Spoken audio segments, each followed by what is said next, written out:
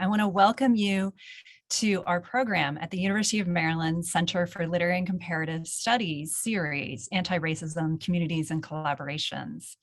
This series features scholarship, teaching, and public engagement to reimagine boundaries, model anti-racist literary and rhetorical inquiry, and foster collaborative relations across and beyond campus. With this programming, we commit to art as a liberatory mode and a crucible of reckoning, the importance of community and communal histories, decentering whiteness, dismantling white supremacy, and refusing racism. And throughout, holding up and honoring the knowledge work of Black, Indigenous, and other minoritized scholars and artists. We do this situated as we are on a university campus built through the wealth extracted by slavocrats from the labor of enslaved Black women, men, and children. And we also do this on the ancestral lands of the Piscataway people, to whom and for whom I offer this land acknowledgement. We are on the ancestral lands of the Piscataway people, who are among the first in the Western Hemisphere. This indigenous land was stolen from the Piscataway people by European colonists. We pay respect to the Piscataway elders and ancestors.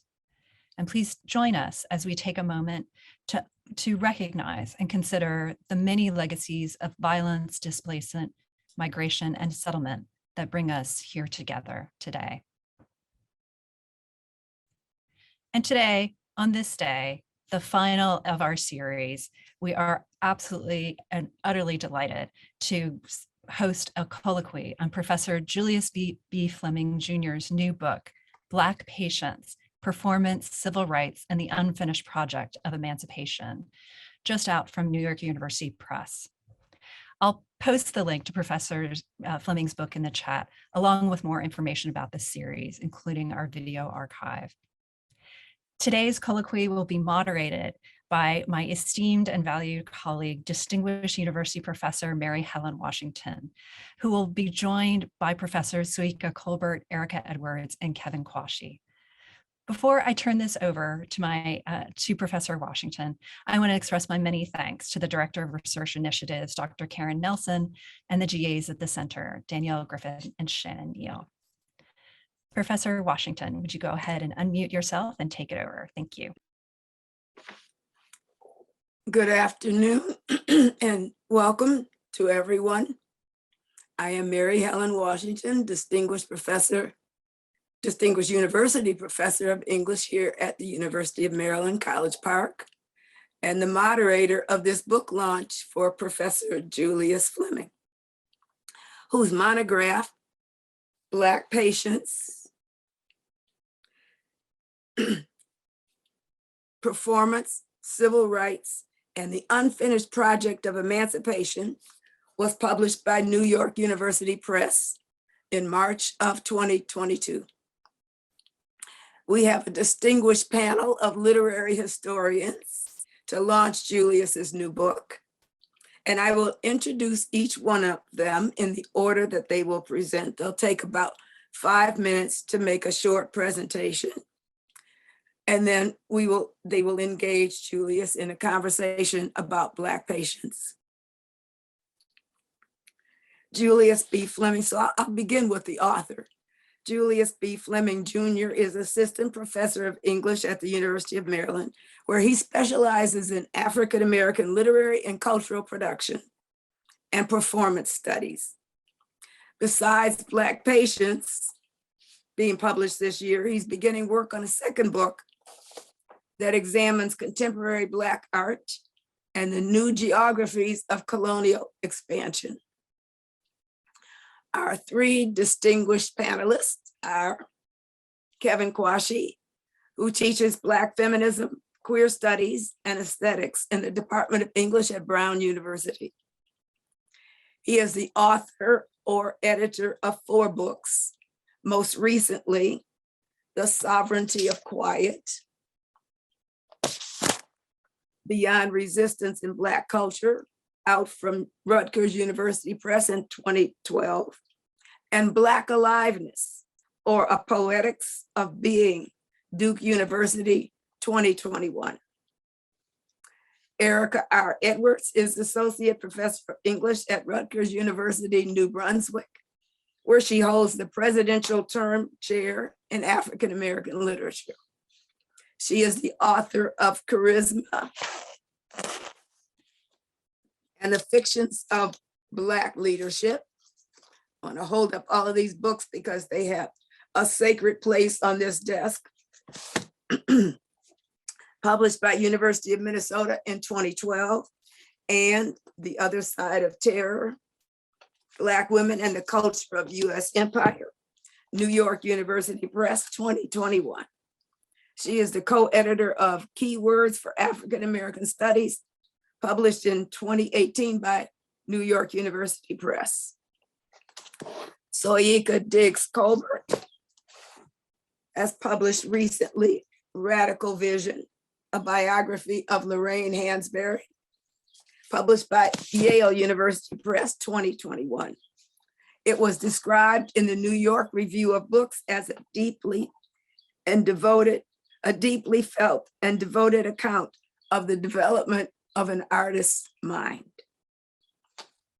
So I'm going to begin with a question for Julius. You and I have had many conversations about this cover, and I particularly love it because it is by Margaret Burroughs, one of my favorite visual artists. I'd like for you to talk about the cover and how you chose it and what it has to do with Black patients. Julius. Sure. Thanks so much, Mary Helen. Good afternoon, everyone, and thanks so much to you all for coming out to this campus launch of my book, Black Patients. It means so much to me that you all are here today, and that you're here on a Monday during the infamously busy time of late spring semester means even more.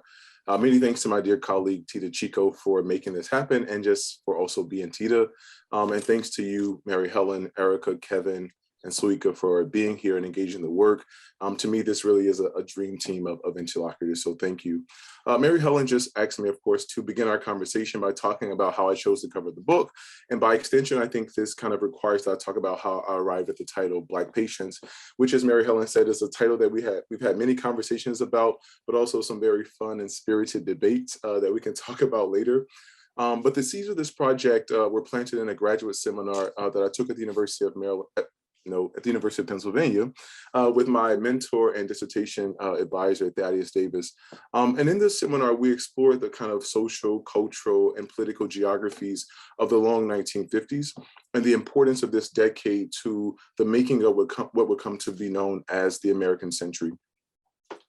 As we read across genres, across geographical and ideological boundaries, I grew increasingly interested in the role of literature in the civil rights movement. At the same time, as I returned to my undergraduate African-American literature anthologies and other sources that were interested in a certain emplotment of African-American literary history, I noticed a recurrent pivot in these histories from the period of social protest and African-American naturalism to the Black arts movement. And I wondered what was the role of civil rights literature and what was the nature of this political aesthetics. This journey took me to works like John Oliver Killen's 1967 novel Sippy. It took me to short stories that were written to my surprise by literary theorist Hortense Spillers. It took me to poems by Margaret Walker, one of which was her 1970 collection of civil rights poems that she titled Prophets for a New Day. And so this is a book about theater, but I actually want to use a poem to kind of get to the cover and to kind of begin a discussion of Black patients. And so I'll just actually paste that poem here in the chat so that people can see it. So Walker writes in this poem, "Hurry up, Lucille, or we won't get arrested with our group," an 8-year-old demonstrated in 1963. "We're hoping to be arrested and hoping to go to jail. We'll sing and shout and pray for freedom and for justice and for human dignity. The fighting may be long and some of us will die, but liberty is costly. And Rome, they say to me, was not built in one day. Hurry up, Lucille, hurry up. We're going to miss our chance to go to jail." The content of this poem, which is entitled Street Demonstration, evokes the urgency that undergirded Black people's quest for full citizenship during the civil rights movement. The phrase that opens the poem, "Hurry up, Lucille," is repeated with the difference in the closing couplet, reappearing with the doubling of the speaker's command, "Hurry up, Lucille, hurry up." In this way, the poem's vertical extremes foreground a grammar of speed, and yet the speaker's allusion to the time required to build Rome, one of history's most fabled empires, could seem to operate as an indictment of Black people's radical demands for freedom now, or as a call for Black patience. In other words, if Rome was not built in one day, one certainly could not expect the rapid remaking of a nation, nor of the racial infrastructure at its core. But I suspected that the poem was invested in offering a critique precisely of such injunctions to go slow. This reading seemed especially logical when I considered that the desire for slowness emanates in the poem from someone positioned outside of the community with which the speaker finds affiliation. Notably, the line that introduces the demand for Black patience contains the only appearance of a third-person pronoun, and Rome, they say, which stands in sharp contrast to the numerous uses of the collective first-person pronoun, the we, that recur throughout the poem, a grammatical shift that signals both interpersonal and ideological distance.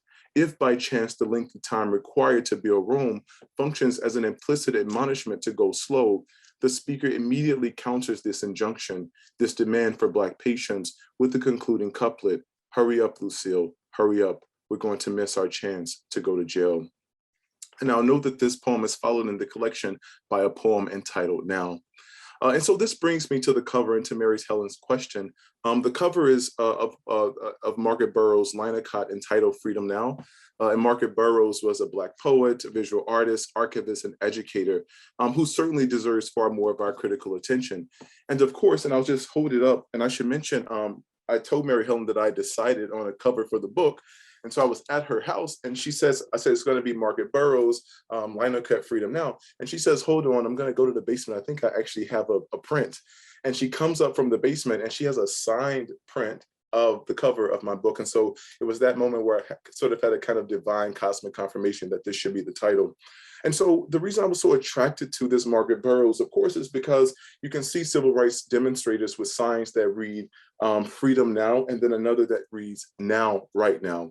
And so there was obviously the resistance to Black patience that I was interested in, and that is at the core of the book. But at the same time, I was interested in the protesters' faces, the kind of calm, resolve, the almost stoic nature of their faces, right? And the ways in which they both relate to and depart, particularly from the exclamation mark on one of these signs in Freedom Now. And so what this image conveyed for me, which I also think is conveyed in the book, on the one hand is a kind of deep resistance to the violent logic of Black patience, the violent idea that Black people should always be waiting for a political future or political freedom that is on the horizon, that might not ever come. At the same time, I was interested in the calmness of their faces, right? Patience is also about calmness and a willing to wait. And so a part of what this image does is to say that on the one hand, there's a resistance to the logic of waiting, but also a willingness to be calm, a willingness to engage in what we might understand as a kind of a radical patience, right, among Black protesters during the civil rights movement.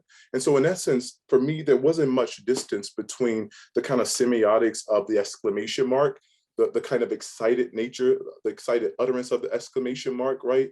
And the stoic calm face. To me, they were both different, but very similar modes of saying, we will not wait one more second for our freedom. And the method by which we do that might be a kind of excited utterance like a civil rights march, or it might be a quiet and calm sit-in or gel-in. Both of these are ways of using patience to move toward Black freedom.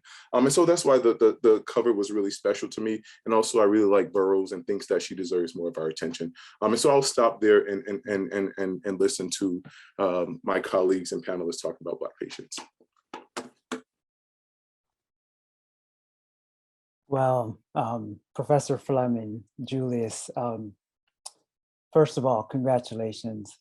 Thank you so much for this work, which, as Erica Edwards said in an earlier conversation, is a gift to all of us because it's an occasion for us to be able to think and talk.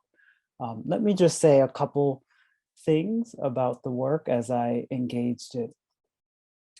I'm moved by your explication of Black patience as a weapon of anti-Black violence and political exclusion, by your reading of patience as a way in which the discourse of the anti-Black state wants to demand that Black people wait.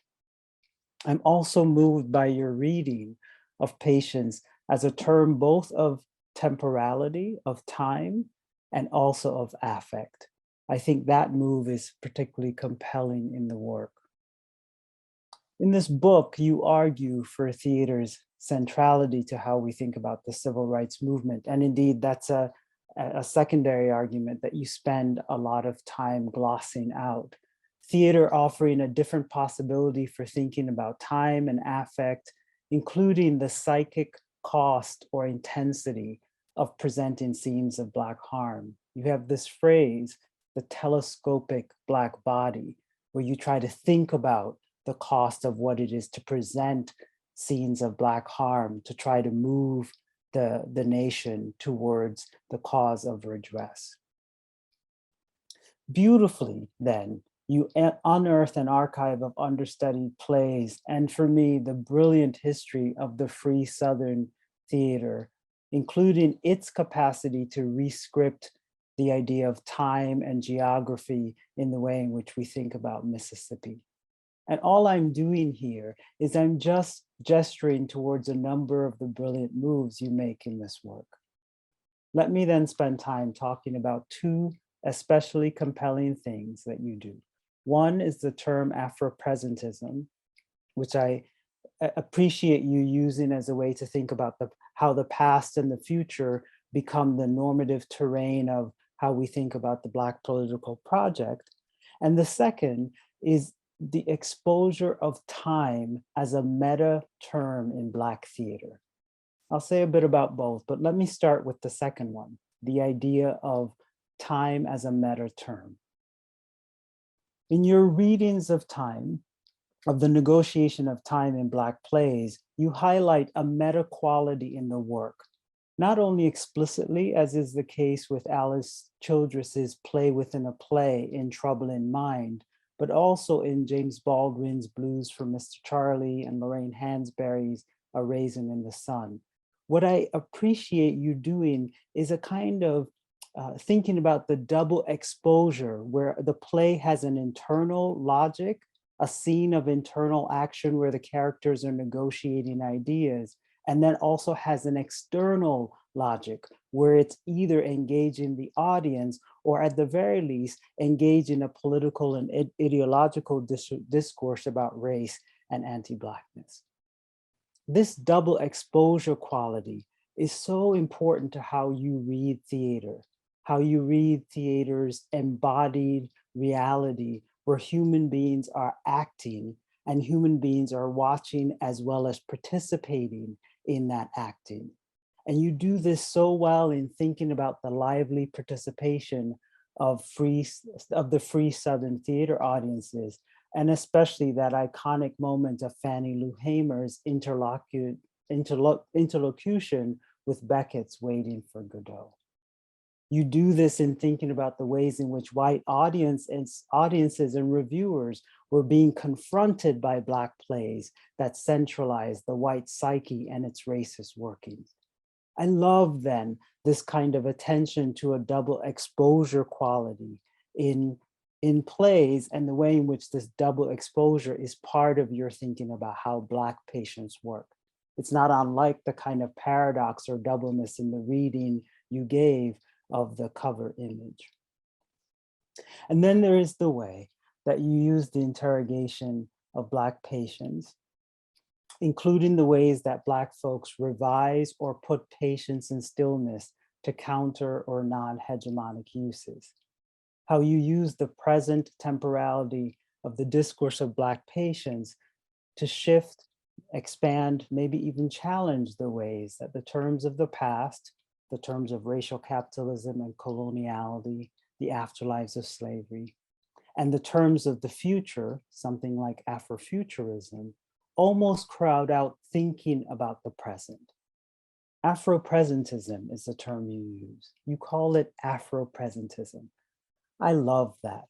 I love the way in which one can think about Afro-Presentism as a kind of subtle challenge to the heft of Afro-pessimism. So I appreciate this, the work you are doing to think about the Black present, the present as a time of Blackness, the Black now, the vibrant, gorgeous, ordinary Black now.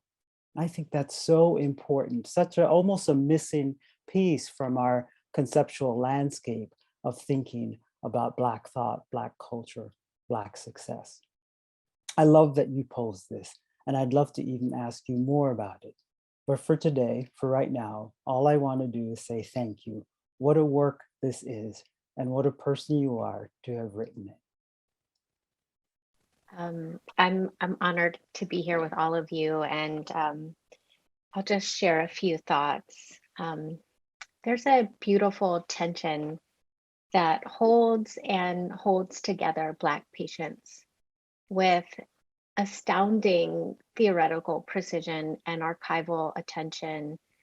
Julius unveils the way that capitalist modernity is structured by Black patients.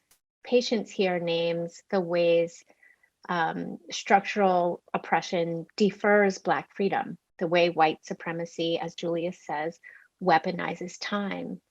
As Julius argues on the very first page, quote, from enslaved people who were forced to wait in the hold of the slave ship, to those who were forced to wait on the auction block, from those who were forced to wait for emancipation, to those who were inundated by calls to go slow in fighting segregation, waiting has routinely been weaponized as a technology of anti-Black violence and civic exclusion.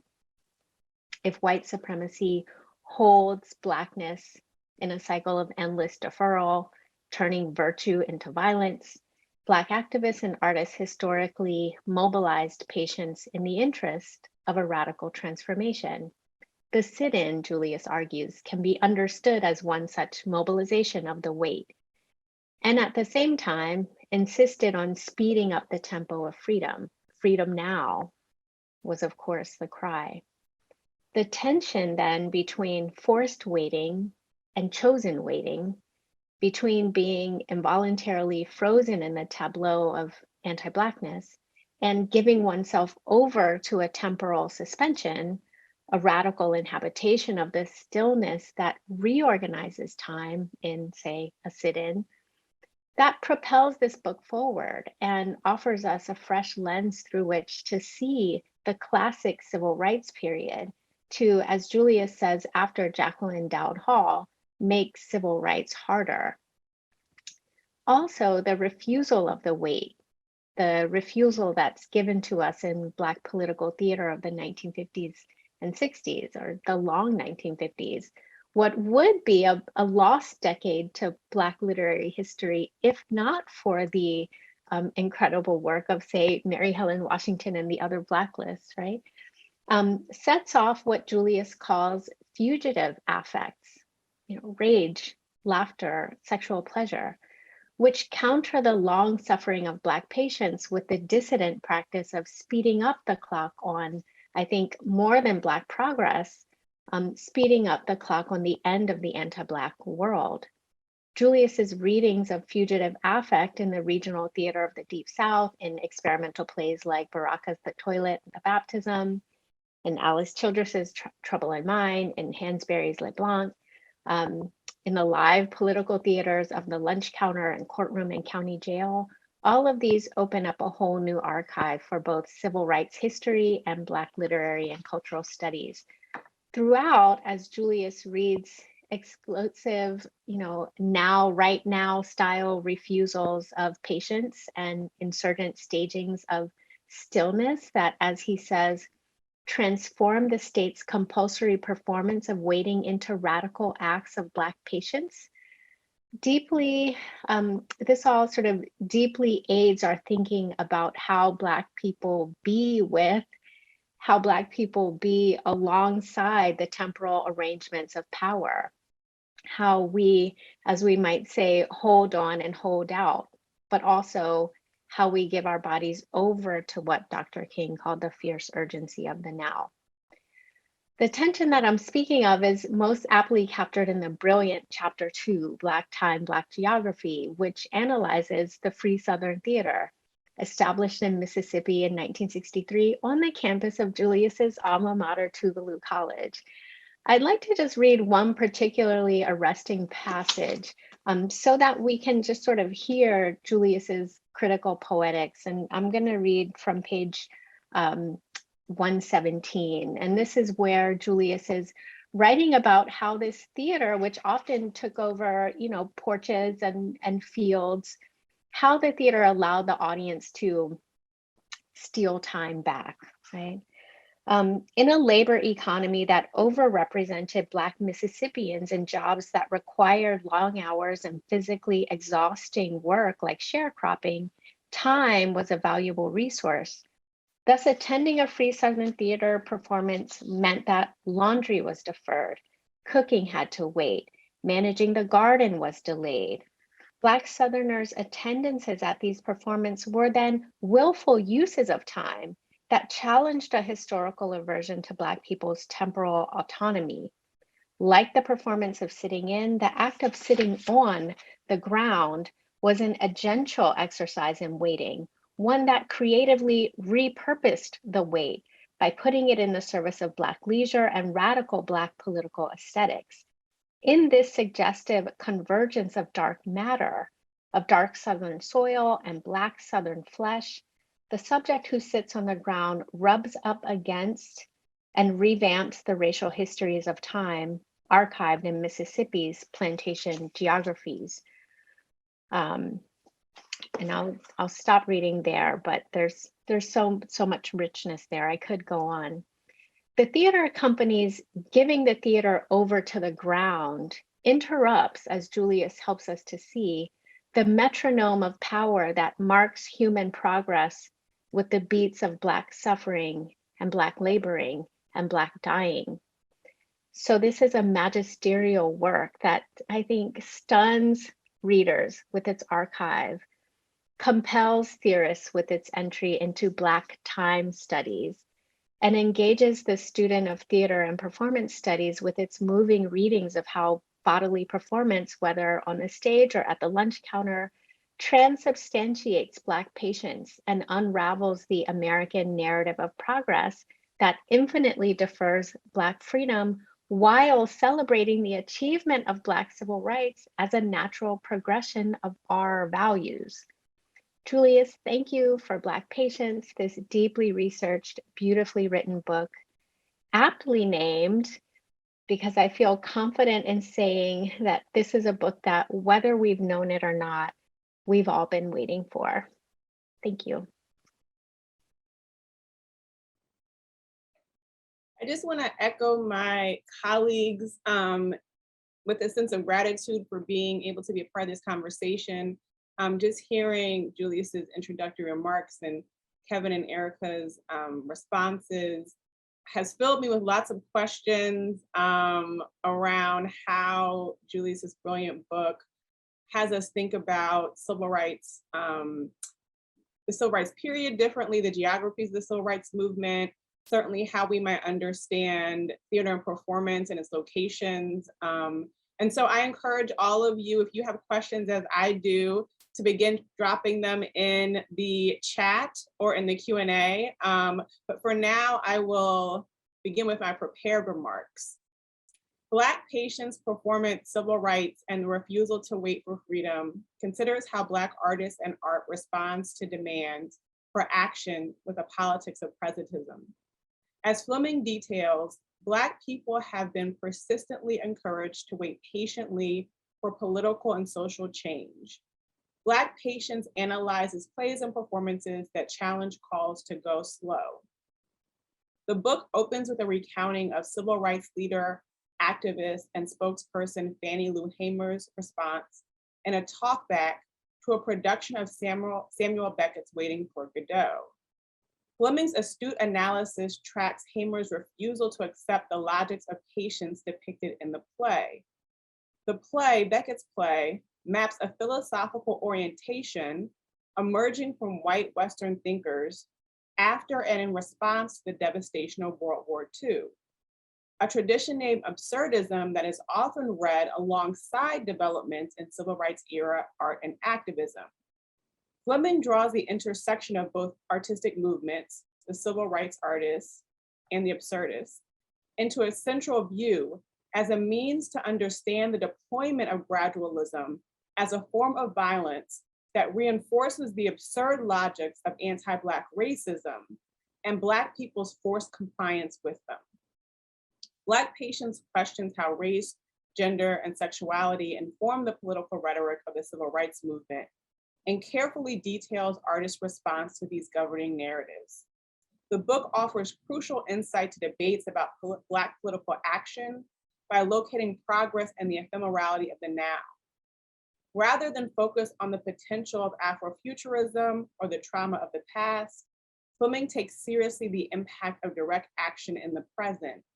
In so doing, he establishes the importance of Black theater to the civil rights movement as a form animated in the moment that also critically engaged questions of time and political possibility. Black Patients could not be more timely given the Broadway productions of the plays Passover and Trouble in Mind.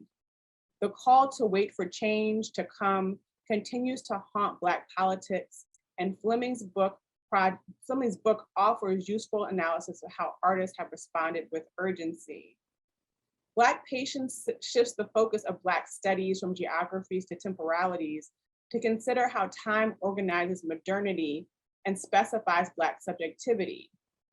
Based on original archival research, he offers fresh insight into the work of well-known civil rights artists James Baldwin, Lorraine Hansberry, and Mira Baraka, and new analysis of the work of the Free Southern Theater, Alice Childress, Oscar Brown Jr., and Paul Carter Harrison.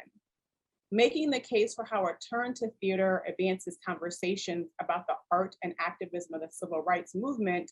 In chapter 4, Fleming writes, and this is the passage that Kevin Quashie alluded to earlier, or mentioned earlier, the practice of framing white violence through the telescopic Black body has enjoyed a long shelf life in the archive of Black social and political protests.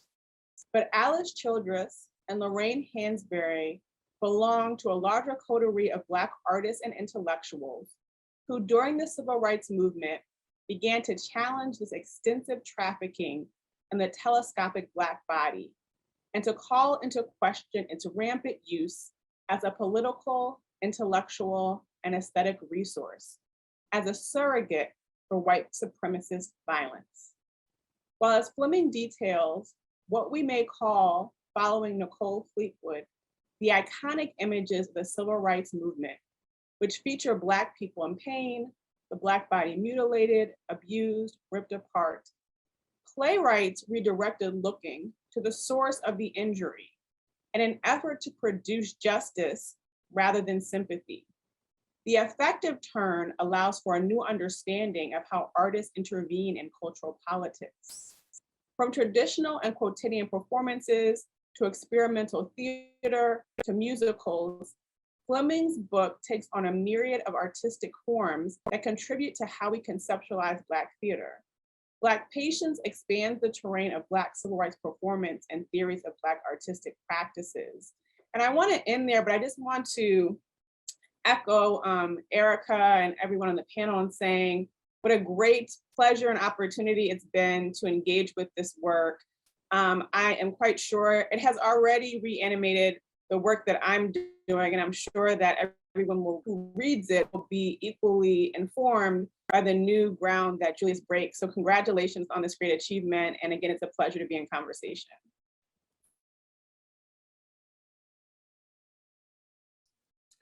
Wow. So Mary Helen asked me to offer a brief response. I'll keep my comments short so that we can get to, I think, some topics Mary Helen raised for us. But I think the highest praise for me is to just be understood by a group of scholars that I so admire and respect. You know, you write this thing for years and you wonder if it makes any sense. And so just to hear back from you all that so many dimensions of the book translated to different kinds of readers is the highest praise. I was writing, Kevin, Sovereignty of Quiet is the way in which I thought about those quiet moments in the jail or at the lunch counter that often are not seen as radical. Erica, you helped me to think about, you know, the very idea of Black political modernity from Charisma. And Soyica, you know, your work around Black movements, especially the movement of the body, but also social movements.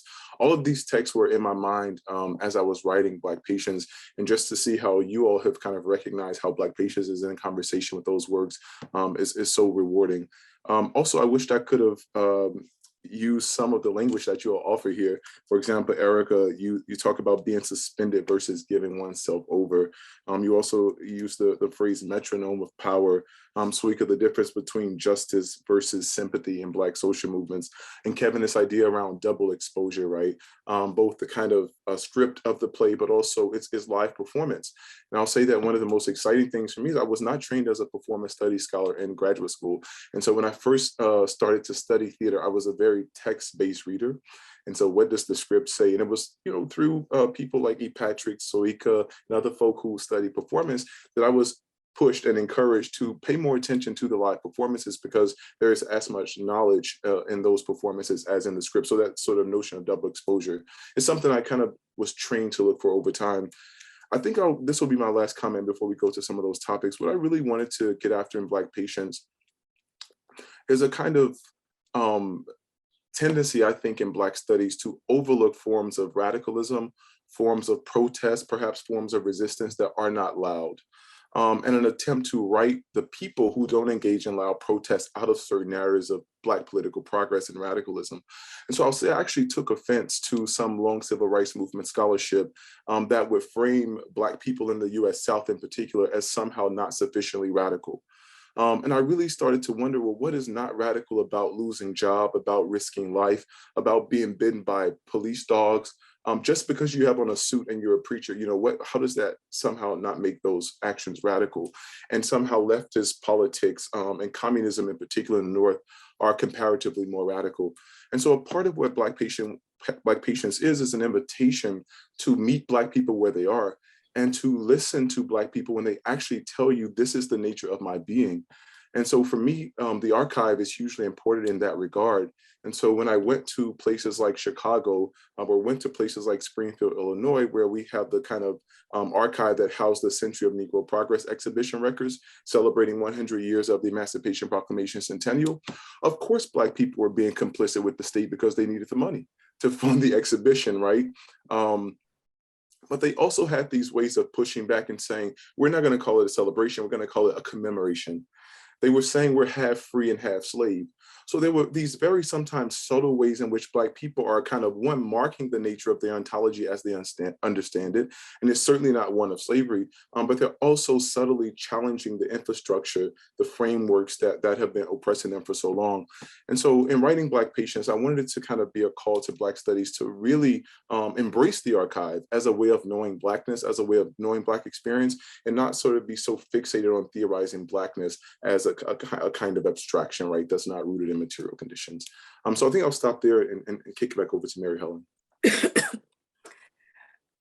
I do have a question for you, Julius. I want to go back to the actual period that your book covers. I think it's like 1950 to 1964, somewhere in there. And one of the things that you say is that when we look at that decade, we are kind of inundated by the histories and memories of that movement that come through protests at lunch counters and buses, schools and courtrooms, streets and prisons. And then you say, but we know little about the performances that were acted out on the theatrical stage.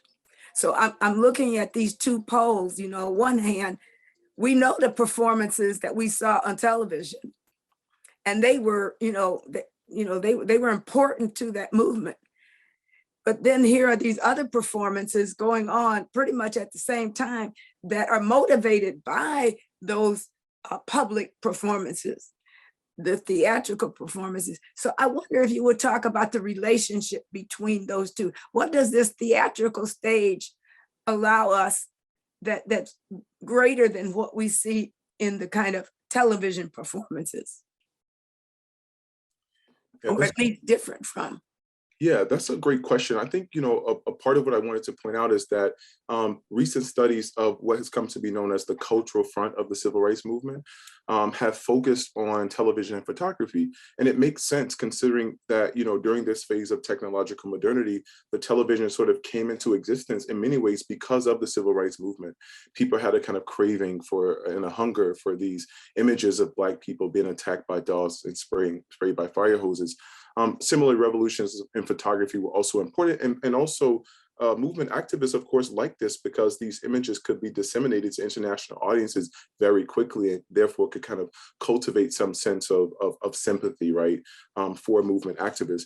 A part of what I was interested in is, for example, if we go to the Mississippi Delta, we often think about the importance of television to the civil rights movement. Most of those people did not have television sets. And so they often did not see the movement through television.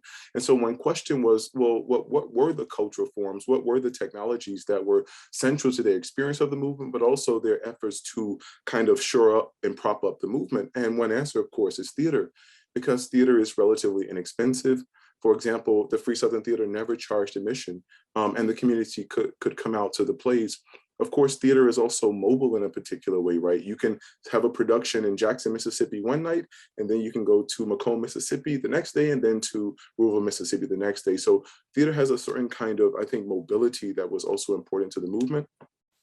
But one of the difficulties of studying theater, of course, this is a problem inherent in the form, is that theater and performance studies scholars talk about this. Theater is ephemeral, right? Theater disappears once the curtain closes in so many ways. And so it was sometimes very hard to piece together what exactly happened at these performances. So a part of the archival work that I had to do was to go to places like Emory, to go to places like Amsterdam, just to get the scripts, right? To often have these, in the case of Paul Carter Harrison, to have the script translated to English, but then also to go to journals, to newspaper articles, to figure out what exactly happened at these plays. And once I was able to put all of those things together, I recognized that in terms of who's the one seen, who's the one seeing, in terms of how Black people were quote unquote rendered, because a part of what I'm interested in is theater as a visual technology, right? All of these things were different from the kind of consumptive nature of some of those televisual and photographic images that I was seeing and studying the civil rights movement.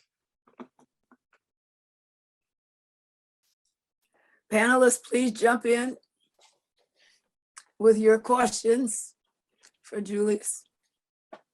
So this is just picking up on a thread that Mary Helen Washington started to tug on. This is me thinking out loud with you, Julius. But part of what civil rights theorists, historians, literary theorists often emphasize is that during the classical phase of the civil rights movement, there is an emphasis on domestic politics and a turn away from internationalism because of the fear of associations with communism as well as the Cold War pressures. And I wonder if what you're offering us is a different way of thinking about Black radicalism that is not necessarily wedded to international movements of freedom primarily, but certainly continues to hold on to investments in the left in terms of questions around labor. And both hearing Mary Helen Washington's question and also the passage that Erica read about the relationship to the ground made me think about how your work might be offering us a different slant on how we're tracing Black radicalism. So. Yeah, and Mary Helen, should I maybe collect a few questions and then respond? No, just okay. Respond as you want to. Yeah, no, I think you're putting your finger, Soyica, on something that is really important to me in the book. And I talk in the book about, I use this term scales of Black radicalism, because a part of what I want to, in some ways, depart from are these purist notions of what constitutes a radical and what constitutes Black radical activity. And so I think that the kind of logic of scale is important for thinking those things. So for example, of course, in a place like Mississippi, where the Jim Crow infrastructure is kind of codified in law in a way that perhaps it's not in another state, radical activity will look different. But when we think about scale and we think about relation to the specific geographies, I think we can begin to reimagine the kind of level and scope and scale of radicalism. Also in terms of your question. So for example, somebody like Duke Ellington, right, hardly considered a radical because he said, this famous quote, "Black folk ain't ready for freedom yet." And yet when we look in the archive, we see all of these other things that Ellington was quietly doing outside of his art to support the civil rights movement. To your last point about the kind of geography of the civil rights movement, one of the arguments of lone civil rights movement theorists is that we focus too much on the South. when we look at the short movement. Well, a part of what I wanted to show in my chapters, across the chapters, we can go to Mississippi, we can go to Chicago, we can go to New York, we can go to Los Angeles, Detroit, or even to Amsterdam, right? In all of these places, we find Black folk using theater and kind of radical politics to push the civil rights movement forward. And so a part of what I want to argue in terms of geography and the kind of the international scope of the civil rights movement is that we don't have to go to an earlier period to locate those things. If we go to the archive, they're already there, and Black folk recognize that they were there. I wanted to jump in. I really just appreciated all the sort of precise theoretical work that you're doing throughout the book, and I was really struck by what Kevin was highlighting in the book, this strand of thinking around Afro-Presentism. It's impossible not to hear that in the wake of the sort of ontological turn. It's impossible to not hear that as a kind of conversation that you're staging with Afro-pessimism. So I wonder if you want to offer any thoughts on that. But I also, as you were talking, I was thinking about how really stunning your work with the archive is in this book, and what that means for Black performance studies and Black theater studies more widely. I was struck by something you said in the book, and I can't find it now, but you were talking about, how the Free Southern theater dies, and it dies a death that is not unlike many small Black theaters in the civil rights era and beyond. And you say something like, maybe we should understand this kind of theater as what Black theater is. And so I wonder if you want to just say more about all the places you went working on this book, so that your colleagues here can just get a sense of how you've assembled this study. So yeah, thanks for the question. And in terms of where my research took me, I mean, all over, Emory, to the Beinecke at Yale, to the state archives in Illinois, state archives in Mississippi, and finally, the last site I visited was Amsterdam. And Paul Carter Harrison, who recently passed last month or maybe the month before, actually invited me to speak with his daughter, who still lives there. And he was an expatriate there, but was in Panama. He met with me in New York, and then finally invited me to Amsterdam. And so I was able to get a copy of one of his plays from the Amsterdam Social History Institute. So the research took me all over. In terms of the question of Afro-Presentism and Afro-pessimism, and Kevin, I had the fortune of your book, after I turned the manuscript in, and I just remember reading and saying, yes, yes, yes. And a part of what I was interested in is something I mentioned earlier. How do we study Blackness as theoretical object, or sometimes it's theoretical abstraction, versus Blackness, a kind of Blackness rooted in Black people's material experiences, and people who haven't always had access to resources or the ability to record certain histories, but they've been very vocal about how they've imagined their being and their sense of self. And so a part of what I was interested in is actually taking seriously what Black people are saying about the nature of their conditions. And so I think when you go to the kind of ontological quality of theater that I'm interested in, so part of what I argue in the book is that we shouldn't just think about the being of Blackness, but also the being of Black theater, or the ontological quality of Black theater. So in performance studies, the idea of ephemerality and disappearance are so central. Once the curtain closes, performances sort of disappear. But I think a part of what I was interested in is a kind of structural disappearance of Black theater. In each chapter, Black theater disappears, not simply because the curtain closes, but because of white supremacy and anti-Blackness. Whether those plays are bombed, or whether they're shut down by vice squads, or whether in the case of Mary Rocker, he writes a queer play and kind of disidentifies and kind of disowns it because he doesn't want to be read as queer, or even plays, like, for example, that are set to go to Broadway, but once the audiences see the kind of radical racial content, they say, oh, no, no, no, no, no, and the play doesn't make it out of previews. And so part of what I'm after is, through Black theater, is a kind of almost mirror relationship to Black being, which is to say that, yes, Blackness is constantly under threat. And yes, Blackness often has a short life, like the Free Southern theater. And yet there's so much in that life that is about the living of life itself. And that is not about a kind of ontological slavery that can't be reduced to a kind of ontological slavery. And I think when we don't listen to Black people, then we miss that. And we kind of are just simply wrong in our ontological analysis of Blackness. You know, I don't want the session to end without asking you a question about one of the sections of your book. Although, Kevin, if you have a question, go ahead. I have a very quick question, if that's okay. Go ahead, and then I'll ask you mine after. Okay.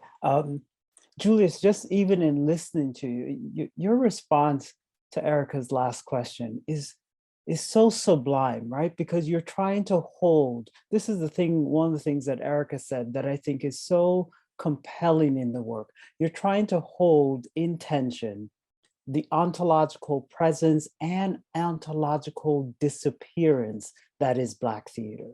So that there is this insistence in that chapter on the Free Southern Theater, which Erica read from, and which is, that alone is worth the price of the book, not only for the recovery, that work that you do, but the kind of really articulate gorgeousness of how you present this thing that insists upon its presence. So I love that tension, and maybe I want to ask you a slightly personal question, if you don't mind, if you would say something about what it felt like for you to try to hold that tension together. Here's what I mean. The book opens with this sentence: the history of Blackness is at once a violent history of waiting and a radical refusal to wait. Violent history of waiting and a radical refusal to wait. That is indeed true.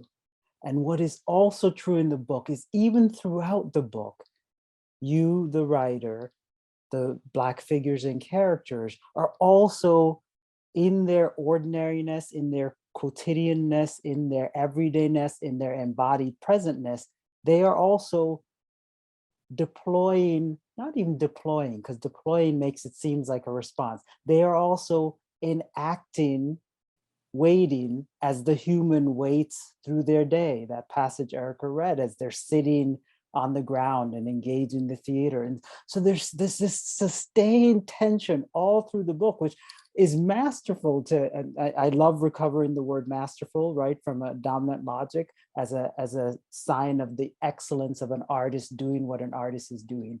There's something masterful about you sustaining that tension. And I can't help but think, I'd love to just hear you talk about trying to sustain that tension so that you could indeed honor the quotidian of Black people articulating and living their lives.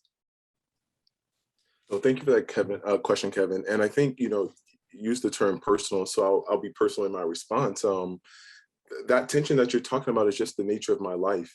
And this is where I think, researching for the book, I was much more interested in kind of like a critical proximity than a critical distance. I'm a Black man from mostly working class family in Mississippi. I went to an inner city mostly Black high school that constantly won state championships. The mock trial team was constantly going to the national competition, first in state. Our band was routinely superior. We won best drum major. We were a level 5 school under No Child Left Behind, the highest mark you could get. So I was just used to, of course, all the kind of violent apparatuses at the heart of anti-Blackness in Mississippi. I couldn't deny that. At the same time, I was also very aware of how Black people have created beauty and sort of assembled kind of sophisticated intellectual thought, Black achievement, Black joy in the belly of that. I went to a poor, historically Black college that still managed to produce, students who. So the point is that, to me, that tension wasn't foreign, and actually was kind of constitutive of Black life as I knew it. And so, in some ways, I was already kind of, I had already attuned myself to look for that tension because it was my reality. One example that, Kevin, that thinking about the book. So, for example, when Black people are begging the state for money to celebrate the centennial, but also critiquing the state. I thought about, in Mississippi, sometimes there's this relationship to the Department of Human Services, where several working class Black people go to get resources, food stamps, and other sorts of resources. And for some people in Black studies, I think that that building itself would be a symbol of anti-Black oppression, which it is, but the story doesn't stop there. And growing up in Mississippi, I saw how people would know very well, how to dress a certain way going to that building. They knew exactly which costume to put on. They knew exactly how many rollers to put in their hair. They knew not to drive the Cadillac to the Department of Human Services, but to drive the old Chevrolet. So there was something about how Black people navigated the terrain of anti-Blackness, the brilliance of it, the beauty of it, that I brought to researching this book. And in every chapter that I wrote, whether it was, Black people in the Mississippi Delta, which where lynching was rampant and all kinds of violence, or Black people who were dealing with a very racist theater industry off Broadway that wanted, or on Broadway, that wanted to suppress certain kinds of Black plays. These Black folk will constantly recognize the kind of existential threat of anti-Blackness, but also finding beautiful and radical ways to push against it and live in the belly of it. Thanks, Julius, for that comment. I don't want to leave without addressing this issue, which you sort of alluded to. And I'll just read your quote from the book and ask you, how does, quote, attending to the queer erotics of the civil rights body provide insight into the civil rights movement? Yeah, so, we often think about the body when we think about the civil rights movement: dogs, fire hoses, lunch counters, jails. The body is so kneeling in front of the courthouse, King being arrested.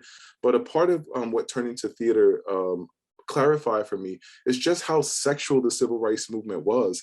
And of course, when I started to, when I entered the archive, I was shocked.